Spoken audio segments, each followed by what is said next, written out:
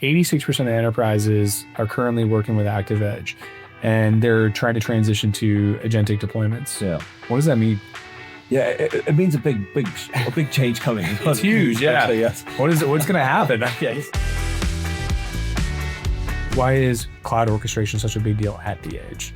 Historically, for the last 2 or 3 years, a lot of the focus has been on training in the data centers. But now the next phase of this whole AI revolution is like, how do you bring that technology to the edge? How do you bring it to where a lot of real data is generated? Since we're at GTC, I could not ask a question around it. So Jensen yesterday said a lot of things. He mentioned that AI needs to live in the physical world. Yeah. And how do you see that? Think about drones, think about humanoids, all these things that are in the works are coming, etc. That for us is what we see as the physical world. And that to us is the edge, right? As far as we see it, what Jensen calls the physical world, for us is the edge. It's a really easy question. I think what we're talking about is what's at the very edge. Hey everyone, welcome to the Edge Tech Podcast. I'm David Kosloski. Today I'm hanging out with Padraig Stapleton, the Chief Product Officer at ZEDEDA, and we're talking about cloud orchestration at the edge. So Padraig, thanks so much for being with me today. Great, David. Thanks to be here. It's great to be here. Yeah, so I guess tell me a little bit about your background as we get started, and then we'll kind of go into some questions. Yeah, so background. So I've been in the high-tech space, I think, forever, really. Originally from Ireland, went to college at University of Limerick in Ireland, worked a few years, then came over to Silicon Valley. So came over here back in the late 90s. I've done a bunch of startups since then, right? So great time to be here. Really fascinating time to be working in Silicon Valley. I've done work for small companies, in GSM, the wireless infrastructure space. I've worked for AT&T. I actually set up their big data COE. Basically, first big Hadoop cluster within AT&T, first real application to use data internally. That was a really big initiative. More recently, I've done a bunch of startups. One was called Mobilium. Basically, the startup, if you think about every time you roam worldwide, your phone is roaming on our power, on that equipment or infrastructure. So spent a lot of time developing these teams, taking from small to large, putting process and building out the product. So that's kind of my background. And ended up here in ZEDEDA 5 years ago. Met the CEO, Saidi Wiesel, and we talked a little bit about the vision for the company and the problem he solved, and I was really hooked. And so we've been here over the last 5 years building out the product. It sounds like you've been in the area for a while. And you mentioned that it's an exciting time. What makes it inherently exciting, I guess? I think the thing that's really exciting about being here is that you're always at the forefront of new innovation, right? When I came here in the late 90s, it was the internet. It was the cloud a few years later, and now we're looking at AI, right? And I think, every time you get to a point, you think, well, this is it, right? What could be next? And Silicon Valley has this habit of producing next, right? And next is always more interesting. The vision is always more daring. The innovations are always more interesting. So I think, and with the whole AI, it's really an incredible time to be working in this space. Yeah, I guess I kind of tease up. So why is edge orchestration, or why is cloud orchestration such a big deal at the edge?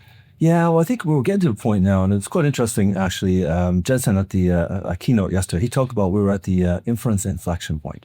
And so what that really means is that, historically, for the last 2 or 3 years, a lot of the focus has been on training in the data centers, basically accumulating data, figuring out how to be more efficient, building up these models such as you see from OpenAI, Anthropic, Claude, etc. But now the next phase of this whole AI revolution is like, how do you bring that technology to the edge? How do you bring it to where a lot of real data is generated, be that in a retail location, in a manufacturing location, an oil and gas type of industry, etc. That's where real business happens. And so I think now what we're seeing is that the ability to bring AI technology to the edge and help these businesses be more efficient, I think is what's the key inflection point we're at. What are the gaps in basically deploying edge devices with a similar tool set that you would use for a data center? Yeah, so I think the challenge you have is in a data center, you typically have, you're in a very secure physical space. You're typically deploying it on a small set of devices, and you're typically setting it up in a way so that you're controlling how people access the hardware and the security around the hardware. When we go to the edge, all those things are out the window. Our devices are being deployed in very insecure locations. That could be, in a retail location, could be in an oil and gas platform, could be on a wind farm or a solar site. So all these things have to be taken into account when you're trying to deploy stuff at the edge. Plus, the use cases are diverse. So the use cases range from something that might run on a small Raspberry Pi all the way up to a large server types of device from a HP, a Dell, or NVIDIA, etc. So again, diverse use cases. And then the environment you're deploying in is diverse. So, sometimes you're in an environment very similar to maybe a data center. Others, you're literally in a very hostile environment that could be anything from like 60, 70 degrees centigrade out there all the way down to maybe minus 10. So your equipment needs to operate in all those types of different scenarios. And that is a challenge. And it's not the types of challenges that you see when you're deploying stuff at a data center. Yeah. I recently read a report that you guys released, and some of the things I've got a couple notes that took, but one of them was $2.5 trillion in spend is projected in 2026. Yeah. And that most of the products that are supposed to be basically built stall out within the pilot phase. Why do you think that is? Yeah, I think it's a combination of a few things, really. I mean, most things come down to people, product, and process, right? And I think that's each of those things contribute to a certain degree. I think when it comes to the product, I think, being able to make something work in a lab in a very controlled environment is one thing. Being able to take that product and then deploy it across thousands of locations, different environments is a bigger challenge. I think companies also struggle with the process. Now, how do you take something that, you can make it work in the lab and it's good for a show or tell demo? How can you then work through hey, I got to go talk to my cybersecurity team. I got to get them to sign off on this product before I can go into production. I've also got to talk to my networking team. I'm going to get them to provide me the access that I need at these locations again before they'll sign off. And then I got to go talk to my business owner. And I got to get my business owner to say, hey, okay, I have this new technology coming, and I need you now to figure out how to adopt your workflow to incorporate this new technology into your workflow as a business. So all those things, people, I think, don't realize the work that's required to make that happen in order to go from a lab all the way to a mass production. And then you have the technology, right? So think about the product. One of the challenges that we saw very early on was that, one, security is key. We sell a lot of Fortune 500 companies, and we end up in a conversation with their cybersecurity office every time. And they basically go through everything we're doing with a fine-tooth comb. They look at everything from the code that's been developed to the processes to the networking to the firewall rules. All those things has to be taken care of as satisfactory to the cybersecurity team. Else it will not see the light of day and never get into production. So, and then on top of all that, our product itself, which is ZCloud Plus Eve, they were developed with the edge in mind. So we were, from day one, we were very focused on what are the problems you have to address at the edge. It includes security, it includes low power, it includes the ability to handle different types of environment, be that networking, et cetera, to be able to operate in those. And then you need to be able to do all that at scale, which is what the ZCloud solution does. It allows you to take what you want to deploy and basically do that at scale, do that security at all these different types of locations. At the very beginning of your answer, you mentioned that it sounds like what I interpreted was that there's a lot of sign-ups and a lot of different business partners that we have to be able to align with to be able to make this actually happen. Yeah. What solves that? Is it meetings? How do you fix it? Because it sounds like if that's a barrier to success, that's a big problem. It's a big problem. So the ultimate solution for that is a use case with real value for the company. So what you'll find is people may have concerns about particular issues, but once you get past the concerns and you get the sign off, what really drives deployment is there's a real use case, there's real value that our customers see. And we've been now operating in this space for the last 4 or 5 years, and we work with the largest automotive manufacturers in the world, and we had to go through a very rigorous process around validating the technology. We went through an extensive cybersecurity research process, and it took us about a year, right? Because it was a very large project. But at the end of it all, they just rolled us out to over 10, 20,000 locations. And the reason for that was they needed this in order to be able to deploy your fleet at scale, particularly EV, and also do a bunch of diagnostics on their cars. So irrespective of the fact that we had to get through all these hurdles, get past through all these sign-offs, the real value was allow them to operate their business in a way they needed to, particularly around the rollout of EV cars throughout the world. So if you have the right use case, you will be able to overcome all the obstacles that may be in the path to going from lab to production. Yeah. But then it sounds like you're possibly insinuating that, most companies, it sounds like they try to do it themselves. Yeah. But what you just described is a situation where a third party came into the business to help them orchestrate this system to be able to get out of the pilot phase. Yeah. Is that how you see the future kind of progressing, or will companies be able to do it themselves? I think it will be a third party like ourselves. So I'm asked a lot, who's our biggest competition? And people ask me, is it AWS? It's not. It's homegrown solutions. right? So what we see a lot is companies will try and build it. And, to be honest, if you're just doing numbers of 10, 20, 50, you could probably do it yourself. With a few engineers, you could support it. But if you're trying to get to 500, 5,000, 50,000, that's where the rigor and a real enterprise-grade solution is required. So we do see people try and build it themselves. In a number of cases, we've gone had the conversation and they've told us, we're good, we're going to do it ourselves. And then they come back 12 months later and they go, can we have that second round of that discussion?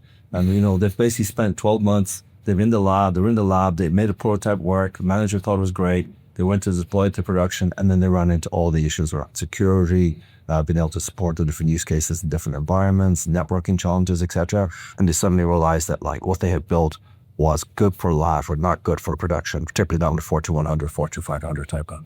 Yeah, it's interesting. What is the secret sauce, though, I guess, to making that happen? And what I mean by that is that, let's say you went and worked for one of those Fortune 500 companies. Yeah. What would you do differently to make it to where it could be done in-house? Is that a possibility?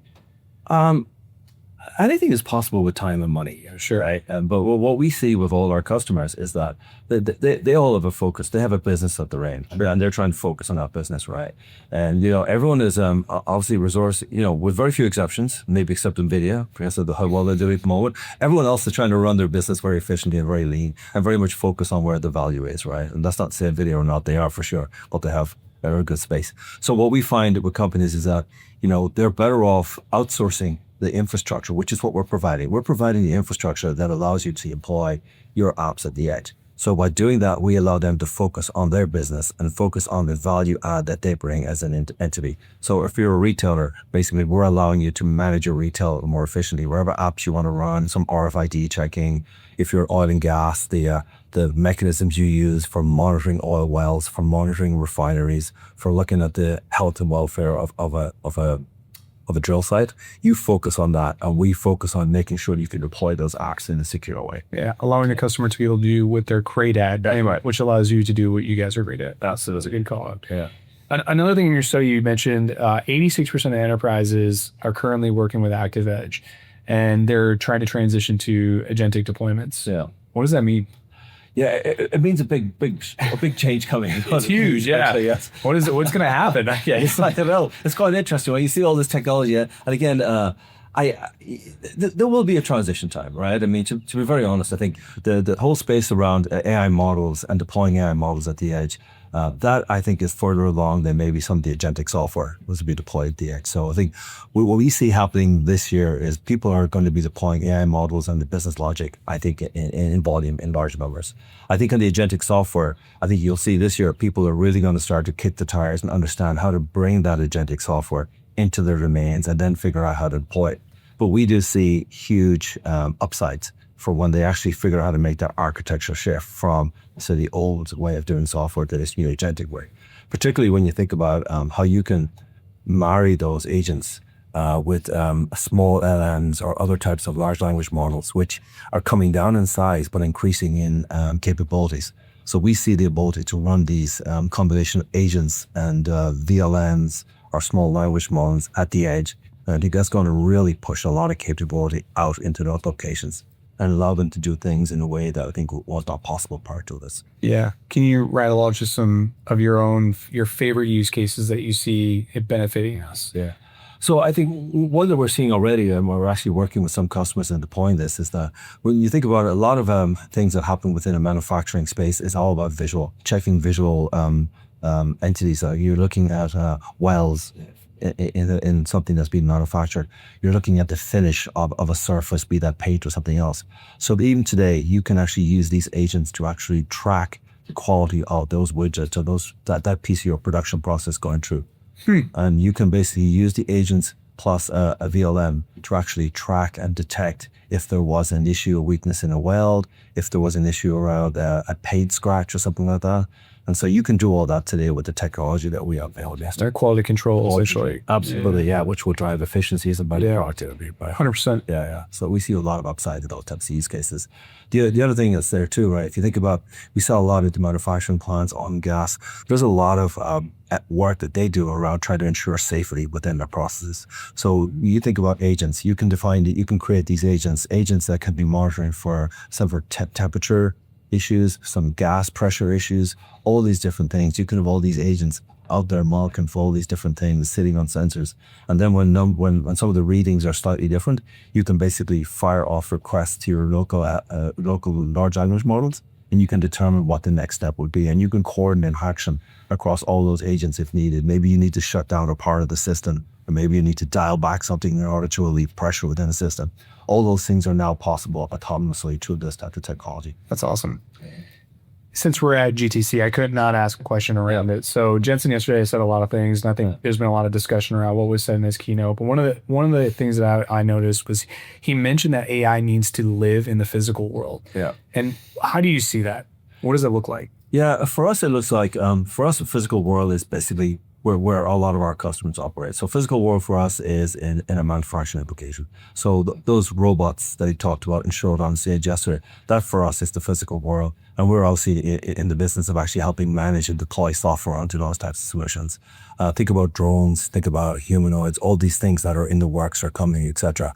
That for us is what we see as the physical world. And it's just that to us is the edge, right? As far as we see it, what Jensen calls the physical world, for us is the edge. Do you think it's a space that we work in where everyone is starting to gravitate to this like edge and far edge and these edge deployments? Or do you think this is something that most people are consciously thinking of that don't work in the space to be like, someday there's going to be an AI that is somewhere in this city that is going to be interacting with me in some way, shape, or form and not know it? Or I mean, is it? I think they'll be aware of it. I think like all good technology, right? At the start, it's very obvious and very present. I think as it gets better and gets more mature, it kind of like disappears into the background. And I think we'll see that with AI. You will see things where initially the AI application, I won't say clunky, but it's obvious that it's an AI application. Right. But as it gets refined, it gets optimized, gets better, then you'll start to basically not notice that it is an AI that's actually driving it. When you think about it, like today, a few years ago when we rang up customer support, it was very obvious that the person on the other end of the phone was a machine-generated voice, right? You call today, you can't tell. Yeah. You can't tell whether it's an AI or a real person. I think we'll see more and more use cases like that. I give an example. It could be a quick service restaurant.